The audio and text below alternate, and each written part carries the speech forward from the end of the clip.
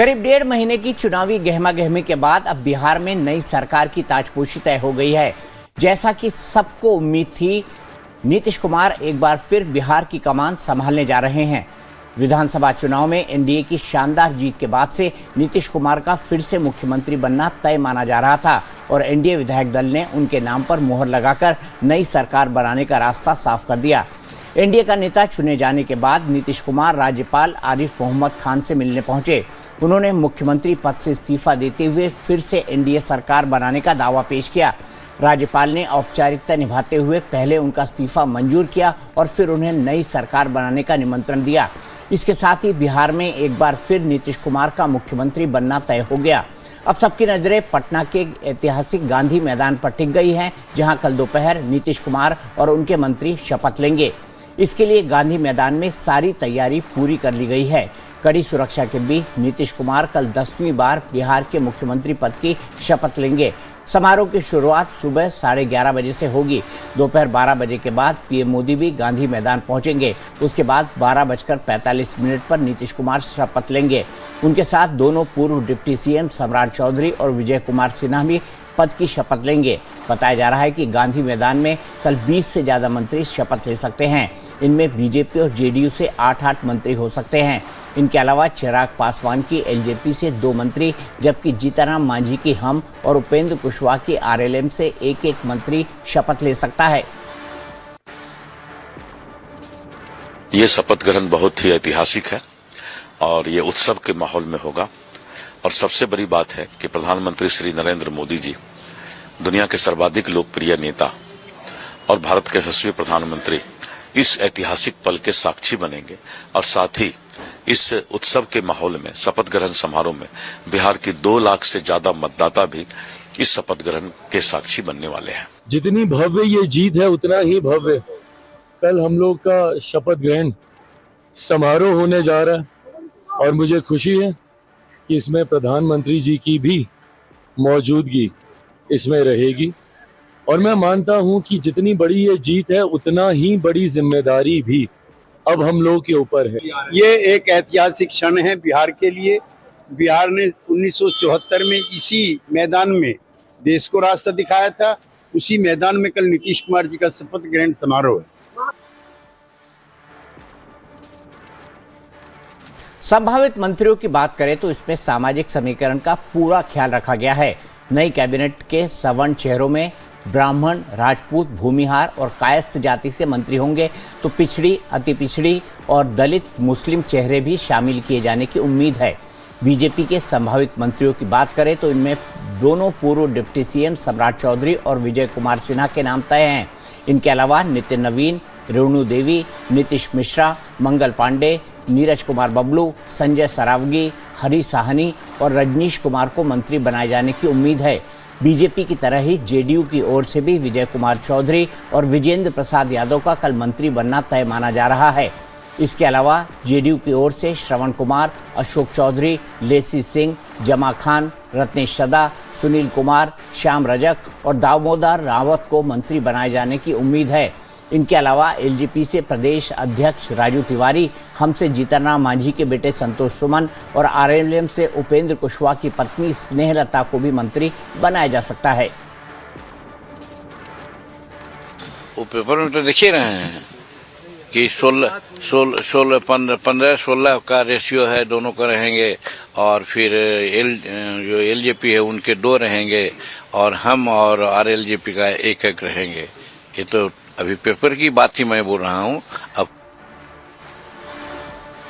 बिहार की सत्ता पर पिछले 20 सालों से काबिज नीतीश कुमार के लिए मौका इसलिए भी ऐतिहासिक है क्योंकि रिकॉर्ड 10वीं बार सीएम बनने जा रहे हैं। इससे पहले वो 9 बार मुख्यमंत्री पद की शपथ ले चुके हैं। कब कब नीतीश कुमार बिहार के सीएम बने, वो तमाम तस्वीरें भी हम आपको दिखा रहे हैं।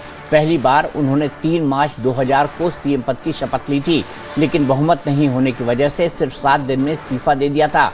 उसके बाद 24 नवंबर 2005 को सीएम बने और 5 साल तक सरकार चलाई। फिर 2010 में और 2015 में भी नीतीश कुमार ने सीएम पद की शपथ ली। इस दौरान उन्होंने कभी महागठबंधन के साथ तो कभी एनडीए के साथ मिलकर सरकार बनाई। साल 2020 में वो 7वीं बार सीएम बने। फिर 2022 और 2024 में भी सीएम पद की शपथ ली। अब 2025 में वो 10वीं बार सीएम बनने जा रहे हैं। जाहिर है ये मौका बेहद खास है, इसीलिए नीतीश कुमार की ताजपोशी के दौरान बेहद खास मेहमान भी पटना के गांधी मैदान में मौजूद रहेंगे। मेहमानों में सबसे बड़ा नाम प्रधानमंत्री मोदी का है, जो कल दोपहर पटना के गांधी मैदान पहुंचेंगे। उनके अलावा केंद्रीय गृह मंत्री अमित शाह भी खास मेहमानों में शामिल होंगे। साथ में रक्षा मंत्री राजनाथ सिंह और बीजेपी अध्यक्ष जेपी नड्डा भी शपथ समारोह में मौजूद रहेंगे। इनके अलावा एनडीए के सहयोगी दलों से चिराग पासवान, जीतन राम मांझी और उपेंद्र कुशवाहा भी समारोह में शामिल होंगे। समारोह में एनडीए शासित राज्यों के मुख्यमंत्री के भी शामिल होने की संभावना है। इनके अलावा विपक्षी पार्टियों के नेताओं को न्योता दिया गया है। इनमें लालू प्रसाद यादव, राबड़ी देवी और तेजस्वी यादव का नाम खास है। कुल मिलाकर करीब 1,500 से भी ज़्यादा वीवीआईपी मेहमान होंगे, जबकि एनडीए के हजारों कार्यकर्ता भी इस ऐतिहासिक समारोह के गवाह बनेंगे। बिहार के इतिहास में और भारत और दुनिया के इतिहास में पहली बार होगा कि हमारे प्रिय मुख्यमंत्री माननीय नीतीश कुमार जी 10वीं बार शपथ लेंगे। और ये जो दौर होगा बिहार का, ये सचमुच बिहार का एक स्वर्णिम काल होगा।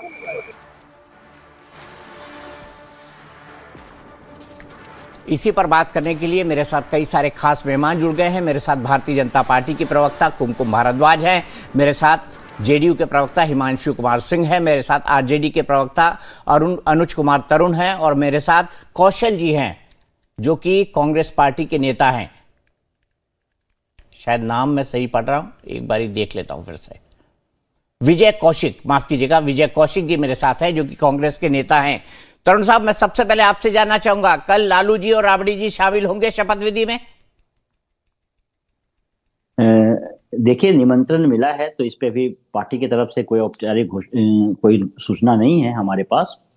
लेकिन ठीक है, जिस तरह से है जो कि बता रहे थे कि ऐतिहासिक शपथ ग्रहण समारोह होगा, मैं शुभकामनाएं देता हूं। क्योंकि जनादेश तो स्वागत करने योग्य नहीं है, क्योंकि वो प्रश्न अभी भी खड़े हैं, 3 लाख वोट कहां से आए, और आचार संहिता का जिस तरह से धज्जियां उड़ा कर ये 3 लाख वोट वाली क्या कहानी है? तरुण साहब समझा दीजिए थोड़ा। नहीं, ये जो चुनाव आयोग का जो डाटा है, जो बिहार के जो वोटर लिस्ट में जो 7,42,00,000 जो वोटर थे और कुल वोट पड़ गए 7,45,000, तो 3 करोड़ कहाँ से इजाफा हुआ, ये सवाल तो है ही। खैर, इस पे मैं नहीं जाऊंगा। अब ये शपथ ग्रहण समारोह है, मैं शुभकामनाएं दे रहा हूँ और मैं उम्मीद करता हूँ, अपेक्षा है कि युवाओं के लिए जो उन्होंने रोजगार का वादा किया है, 1 करोड़ रोजगार मिले, जीविका दीदी को जल्दी से जल्दी 2 लाख रुपया मिले ताकि वो अपने रोजगार को बढ़ा सकें। बिहार को है जो कि स्पेशल राज का दें ताकि बिहार का समुचित विकास हो सके। मैं चाहता हूं कि जो कर्मचारी लोग हैं उनका ओल्ड पेंशन स्कीम भी लागू किया जाए। संविदा कर्मी हैं उनको है जो कि रेगुलर नियमित है जो कि कर दिया जाए। ये सारी चुनौतियां हैं, ये हमारे भी मैनिफेस्टो का अंग था और मैं चाहता हूं कि नई सरकार जो बने वो इन चीजों को है जो कि अपनी प्राथमिकता में शामिल करे। और बाकी शुभकामनाएं हैं। ये सब तो आपका घोषणा पत्र था, आपने अपना घोषणा पत्र कर दिया। बीजेपी के घोषणा पत्र में वादे नहीं थे। नहीं, ओल्ड पेंशन स्कीम लागू करेंगे, संविदा कर्मियों को प्राइवेट परमानेंट करेंगे, ये तो आपके वादे थे भाई, आप हार गए हैं। दीपक जी, हमारे वादे कुछ जनता के बीच में जाकर जनता का जो डिमांड है, 1 करोड़ नौकरी का वादा तो इन्होंने नहीं किया ना। 2 लाख जीविका दीदियों को है जो कि रोजगार के लिए और लोन दिया जाएगा, इनका वादा था ना। बिहार को स्पेशल पैकेज दिया जाएगा, आज का वादा तो नहीं है, नीतीश जी का पुराना है जो कि मांग है। ठीक है, हम तो सिर्फ ये कह रहे हैं कि जी। हिमांशु जी से जवाब ले लेते हैं। जवाब दीजिए हिमांशु जी, स्पेशल पैकेज की मांग करेंगे आज? जी नमस्कार। सबसे पहले बिहार की जो जनता है, महान जनता, उनको धन्यवाद और बधाई हो। हमने पिछले 20 साल में एनडीए सरकार ने प्रत्येक क्षेत्र में काम किया, चाहे शिक्षा हो, स्वास्थ्य हो, सड़क हो, बिजली हो, नल जल हो, तो हमने बुनियादी सुविधाओं को लोगों तक पहुंचाया। साथ ही हमने जो वंचित वर्ग थे उनके लिए हम लोगों ने स्पेशल ध्यान दिया। इसके क्रम में हमने अति पिछड़ा आयोग बनाया, उनके कल्याण के लिए पिछड़ा और अति पिछड़ा विभाग की संगठन की गई। इसके अलावा महादलित आयोग बनाया गया, उनके कल्याण के लिए विभाग बनाया गया है, उसमें धनराशि दी गई। इसके अलावा देखिएगा, महिला सशक्तिकरण के लिए जब से नीतीश जी के नेतृत्व में एनडीए सरकार आई तब से हमने काम किया। इसके अलावा हमने देखिएगा कि जीविका योजना 2006 में चलाई गई। महिला सशक्तिकरण के लिए 2013 में 35% आरक्षण दिया गया विभिन्न विभागों में। तो इस तरह से हमने महिला कल्याण के लिए भी काम किया। इसके अलावा आप देखिएगा रोजगार में, तो पिछले 20 सालों में हमने 20 लाख सरकारी नौकरियां दी और करीब 60 से 65 लाख युवाओं को रोजगार दिया। तो हमने प्रत्येक क्षेत्र में काम किया। इसी के कारण है बिहार की जनता और जितने युवा थे, चाहे किसी भी जाति वर्ग से आते हो, सभी ने एनडीए सरकार को चुना है और हमें इतना बड़ा जनमत दिया है। तो इस कारण हमारी जो रिस्पॉन्सिबिलिटी है वो ज्यादा बढ़ गई है और हमने जो भी प्रॉमिस किए हैं इस चुनाव में सभी को हम पूरा करेंगे। और प्रत्येक जिलों में इंडस्ट्री की स्थापना की जाएगी, प्रत्येक युवा है उसको रोजगार देने का प्रयास हम लोग करेंगे। ठीक है, आपने कह दिया आप अपने पुराने वादों को पूरा करेंगे, आपने जो जो वादे मैनिफेस्टो में किए हैं उसको पूरा करेंगे। लेकिन विजय कौशिक जी, मैं आपसे समझना चाहता हूं, आप वोट चोरी कहते रह गए और ये सरकार बना के ले गए। देखिए, ये चुनाव के नतीजे तो आज भी हमें स्वीकार नहीं है। हमारे नेता क्यों स्वीकार नहीं है भाई? कर चुके हैं मल्लिकार्जुन खड़गे जी। इसलिए स्वीकार नहीं है क्योंकि जनमत चोरी किया गया है हमारी पार्टी के नजरिए से, वोट चोरी हुई है, सरकार चोरी हुई है। तो इस मुद्दे पर ये जो नतीजे हैं ये हमारी पार्टी को स्वीकार नहीं है बिल्कुल भी, पहली बात। दूसरी बात, ठीक है, लोकतांत्रिक व्यवस्था में जिस तरह से चुनाव आयोग का दुरुपयोग मोदी सरकार ने किया है और कर रहे हैं, इनका जवाब भविष्य में हमें कभी मौका मिला तो हम जरूर इनसे जवाब भी लेंगे और इनका पूरा हिसाब करेंगे जो ये गड़बड़ कर रहे हैं आज के समय में। इस बात को भी हमारी पार्टी स्पष्ट कर चुकी है। और फिलहाल संवैधानिक संस्थाओं में हमारा भरोसा खत्म होता जा रहा है क्योंकि मौजूदा सरकार हर मोर्चे पर अपनी तानाशाही चलाकर जिस तरह का माहौल उत्पन्न कर रही है उसमें न्याय की गुंजाइश हमें कहीं नहीं दिखाई दे रही। इसलिए वोट चोरी के मुद्दे पर हम जनता की अदालत में हैं। अभी ये हमारा अभियान हरियाणा भर में चल रहा है और अब बिहार में शुरू होगा। हमारे सहयोगी दल भी इसमें सहयोग करने की बात कर रहे हैं। तो पूरे देश भर में हम वोट चोरी के मुद्दे के साथ जनता से जुड़े जो मुद्दे हैं, चाहे वो बेरोजगारी है, चाहे वो महंगाई है, चाहे वो दूसरे मुद्दे हैं, भ्रष्टाचार है, कानून व्यवस्था है, उन सब मुद्दों को इसके साथ जोड़कर कि सरकार अपनी विफलताओं को छुपाने के लिए, उसे मालूम है वो हारते हैं चुनाव, इसलिए उसको वोट चोरी करके वो जीत जाते हैं। और कई राज्यों में ये हमारी सरकार चोरी कर चुके हैं। तो इसके लेकर हमारी पार्टी का अभियान लगातार जारी है। ठीक है, विजय कौशिक जी ने कह दिया जनमत चोरी हुआ है। क्या कहेंगी कुमकुम बनवाल जी, आपने जनमत चोरी करके ले लिया, जनमत चोरी करके नीतीश कुमार की सरकार बनवा ली?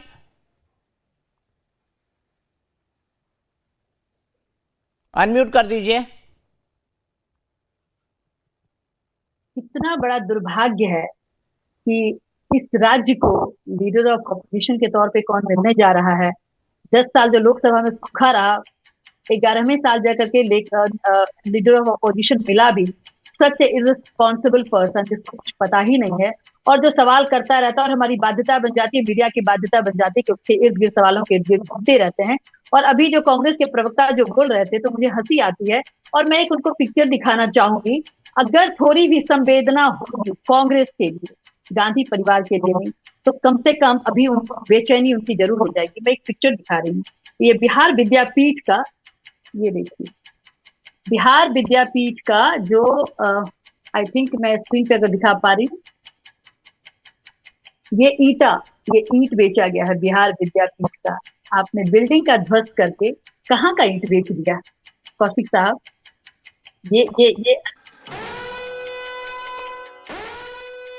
ये आपने क्या क्या चोरी किया है देश का, देश की जनता का जो आपने नींद चैन चोरी किया, जो आप एजेएल के तहत इतना बड़ा घोटाला यंग इंडिया जिसको नेशनल हेराल्ड के केस के नाम पे जानते हैं, आपकी सरकार में चोरी का एक सिलसिला है जो कहते हैं ना कभी टूटने और थमने का नाम ही नहीं ले रहा है। अगर मैं शुरू करूं तो आप फिर कहेंगे कि आप नेहरू जी का नाम लेती हैं। प्राइस इक्वलाइजेशन पॉलिसी के तहत बिहार को जो नुकसान हुआ और उसके सबसे बड़े क्रूसेडर अगेंस्ट करप्शन के का जो नाम था वो हमारे बिहार के राम सुहाग बाबू थे, जिन्होंने उस समय के वित्त मंत्री टीटी कृष्णमाचारी के ऊपर जो लगाया था कि उन्होंने किस तरह से वित्त आयोग में घोटाला करके, और प्राइस इक्वलाइजेशन पॉलिसी उन्हीं की देन है। और जब इस मैटर को लोकसभा में उठाया गया तो उसमें फिरोज गांधी ने भी उनका राम सुहाग बाबू का साथ दिया था और उस समय के नेहरू जी की सरकार ने उनको बर्खास्त किया, फिर एक कमीशन बनाया, 2 कमीशन बनाया। उस समय वॉशिंग मशीन कांग्रेस के पास हुआ करती थी, जिसका आज हमें आप बताते हैं कि हमारे पास वो वॉशिंग मशीन है, और उस वॉशिंग मशीन में धो करके उनको फिर से 1977 में फिर से उनको, माफ कीजिएगा 1967 में फिर से उनको वित्त मंत्रालय के वित्त मंत्री में उनको वित्त मंत्री के तौर पर उनको फिर से लाया जाता है। इंदिरा गांधी ने गरीबी हटाओ, मैं कहती हूँ गरीबी हटाओ, लोग कहते हैं इंदिरा हटाओ, ये आपकी ही सरकार में कहा गया, आपकी इंदिरा गांधी ने किया, जिन्होंने स्वयं को लाइक भारत रत्न देने का काम किया। आगे अगर मैं बताऊं, इंदिरा इंडिया, इंडिया इंदिरा, मतलब आप लोगों ने तो इतना बड़ा बड़ा कर्म कांड किया, ऐसी ऐसी पटकथाएं लिखी है, और बिहार में आपकी उस पटकथा को अगर किसी ने क्रियान्वित किया, उसको कहते हैं ना कि इसको एग्जीक्यूट किया, तो वो लालू जी की सरकार ने किया, और आपने पूरे बिहार को रक्त रंजित कर दिया। और आप कहते हैं कि ये चोरी हो गया, वो चोरी हो गया, जनता आपकी कुछ भी नहीं सुन रही है, आप किसको भ्रमित कर रहे हैं?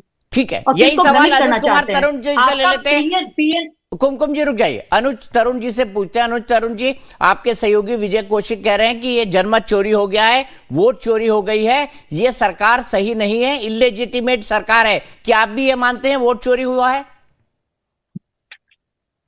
देखिए दीपक जी, आपके पत्रकारिता का जो अनुभव है उसमें आप याद करिए, क्या इस तरह के आरोप 2014 से पहले चुनाव आयोग पे लगे इतने गंभीर आरोप कि आचार संहिता के बीच में 10,000 रुपया बांट दिया जाए और खुलेआम आचार संहिता का उल्लंघन किया जाए, दूसरे राज्यों से गाड़ी में भर भर कर जो कि वोट देने के लिए लोगों को लाया जाए मुफ्त में, और जिस तरह से वोट परसेंटेज बढ़ जाता है, आंकड़ा कुछ कहता है, इस तरह से कभी हुआ है क्या?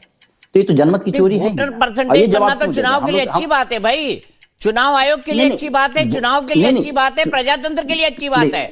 आप उस पर आपत्ति कर रहे हैं, गजब बात है अनुज भाई। नहीं, बहुत लेकिन बहुत अच्छी बात है, कुल वोटर से 3 लाख वोट बढ़ जाना, ये कब अच्छी बात हो गई? आप बताइए। जो वोटर लिस्ट में जो नाम है 7 करोड़ कितना है, 7 करोड़ 42 लाख। आपके बूथ लेवल एजेंट ने ऑब्जेक्शन किया क्या कि ये फर्जी वोट हैं, क्यों डलवाए गए? नहीं, आपके बूथ एजेंट ने ऑब्जेक्शन किया क्या? आपके तो पोलिंग एजेंट होंगे, आपके बूथ पर एजेंट्स होंगे, आपके बड़े नेता इसकी देखरेख कर रहे होंगे, ये सब काम तो हर पॉलिटिकल पार्टी करती है। ऑब्जेक्शन उठाया एक भी? बिल्कुल सुनने वाला कौन है? अभी भी हम बोल रहे हैं, कौन सुन रहा है? आपके पत्रकार बोल रहे हैं, कौन सुन रहा है? सुनने वाला कौन है? यहाँ तो संवैधानिक संस्थाओं पर लोगों ने कब्जा कर लिया है। एक चीज बताइए, अभी बीजेपी की प्रवक्ता बोल रही थी कि कांग्रेस के समय में ये हुआ। आप बताइए, कांग्रेस के समय में जितने भी भ्रष्टाचार हुआ, जितना भी गलत हुआ, किसके समय में है कि उसका भंडाफोड़ हुआ? उसी के समय में ना। इसका मतलब है कि उस समय संवैधानिक संस्था बची हुई थी। अभी कोई बता दे कि बीजेपी के पक्ष में एक भी इतना भ्रष्टाचार हुआ, उस पर कोई बोल दे चंदा चोरी हो गया, मुजफ्फरपुर बालिका घोटाला हो गया, क्या हो गया बताइए? 71,000 बिहार में घोटाला हो गया, उस पर क्या हो गया? अभी इनके एक मंत्री है जो कि बिजली विभाग में 40,000 करोड़ का घोटाला होता है, उनको तो रिजाइन भी देना पड़ गया। तो इन्होंने संवैधानिक संस्थाओं पे कब्जा कर लिया। विश्वविद्यालय हो चाहे कुछ भी हो, दिल्ली विश्वविद्यालय में कल ही मैं पढ़ रहा था कि एससी उम्मीदवारों को है जो कि इन्होंने एनएफएस कर देते हैं, नॉट फाउंड सुटेबल। इनके जो कार्यकर्ता होते हैं उनका सिलेक्शन हो जा रहा है। तो संवैधानिक संस्थाओं पे तो कब्जा कर ही लिया इन लोगों ने। कहने की क्या बात है? ठीक है, बताइए। विश्वविद्यालयों में हिमांशु कुमार सिंह से पूछ लेते हैं। हिमांशु कुमार सिंह, 10,000 रुपए की रिश्वत दी आपने चुनाव के बीच में, और चुनाव आयोग ने उस पर एक बार भी आपत्ति नहीं की, जबकि अन्य राज्यों में जैसे झारखंड में चुनाव आयोग ने आपत्ति करके रुकवाया था, इससे पहले कर्नाटक में भी रुकवाया था। देखिए, आचार संहिता के पहले इसका अनाउंसमेंट हो गया था, घोषणा का। ये 2006 में जो जीविका योजना आई थी, उसी का एक्सटेंशन में मुख्यमंत्री महिला रोजगार योजना आया था। तो इसकी घोषणा आचार संहिता लागू होने के पहले हुई थी। तो अगर किसी तरह के नियम का उल्लंघन होता तो यहाँ पे ये लोग कोर्ट जा सकते हैं, इनको अनुमति है। बीच में ये लोग गए भी। दूसरी बात, आचार संहिता के दौरान इन्होंने ये घोषणा की कि 30,000 महिलाओं को हम लोग जब सत्ता में आएंगे तो देंगे। तो ये किस तरह की घोषणा है? क्या इनको नैतिक ये आधार है कि हम लोग पे एलिगेशन लगा सके? जब आप स्वयं घोषणा कर रहे हो तो हम लोग पे किस आधार पे आप इस तरह का ब्लेम कर सकते हो? तो दूसरी बात, जो योजना है वो महिला कल्याण के लिए। विकास एक निरंतर चलने वाली प्रक्रिया है। हम लोग महिला सशक्तिकरण के लिए 2005 से ही काम कर रहे हैं। तो इसका मतलब ये नहीं कि अब चुनाव के पहले हमने जो योजना की घोषणा की है तो उसे तो हम लोग पूरा करेंगे ही, उसे हम चलाएंगे ही। तो अगर इसको आपत्ति है तो इसकी ये लोग मांग करे, जांच हो, जो भी है। तो हम लोगों ने जो भी निरंतरता है महिला सशक्तिकरण के लिए जो हमारे प्रयासों है, उसी का एक स्टेप था, जिसकी घोषणा हम लोग आचार संहिता के पहले कर चुके थे और हमने ये किया। तो इनको महिलाओं से अगर कोई प्रॉब्लम है, इस तरह की जो बातें, डबल स्टैंडर्ड जो ये खुद अपनाए हुए हैं, खुद 30,000 की घोषणा कर देते हैं, तो किसी तरीके से सत्ता में आना चाहते थे, बस इनका यही उद्देश्य है। और चूंकि सत्ता में नहीं आए हैं तो खिसियाई बिल्ली खंभा नोचे वाला हाल है इनका, बस यही काम है इसका रह गया है। और इनको ये सोचना चाहिए, इनको खुद मूल्यांकन करना चाहिए कि चुनाव कैसे आ रहे हैं। खुद सीट शेयरिंग तक नहीं कर पाए ये आपस में। और इनमें जो टिकट चोरी हुई, टिकट को बेचा गया, इनके जो पार्टी कार्यालय है वहां पे इनके वरिष्ठ नेताओं ने आरोप लगाया कि इन्होंने टिकट को बेचा है, इनके नेताओं ने। और जो कांग्रेस के प्रवक्ता है जो बोल रहे थे, तो इनके जो प्रदेश अध्यक्ष है राजेश राम जी, उनके ऑडियो लीक हुए थे, उसमें भी टिकट चोरी की बातें चल रही थी। तो इस पे ये लोग जवाब दें, अपने मूल्यांकन करें कि किस कारण से हारे हैं, सिर्फ आरोप लगा देने से कि इस योजना के कारण। दूसरी बात है कि महिलाओं से ये अपील कर रहे थे कि आप 10,000 ले लेना, लेकिन वोट हम ही देना, लेकिन महिलाओं ने इनकी इस बात को भी नहीं माना। तो वो देखती है कि किसने इनके लिए काम किया है। पिछले 20 सालों से नीतीश जी ने महिलाओं के लिए काम किया, इसके कारण महिलाओं ने उन्हें वोट दिया। ग्राउंड रिपोर्टिंग जो भी हो रही थी, वहां से भी जब महिलाओं से पूछा जाता था कि आप किन्हें वोट दीजिएगा, तो आपको बहुत कम ही रेयर मिलेगा कि जिसमें इन्होंने महागठबंधन का नाम लिया हो महिलाओं ने। सभी ने बोला कि हम नीतीश जी को वोट देंगे, हम एनडीए को वोट देंगे। ठीक है, चलिए हिमांशु जी आप भी बने रहिए, मेरे अन्य मेहमान भी बने रहे। चलते हैं अगली खबर की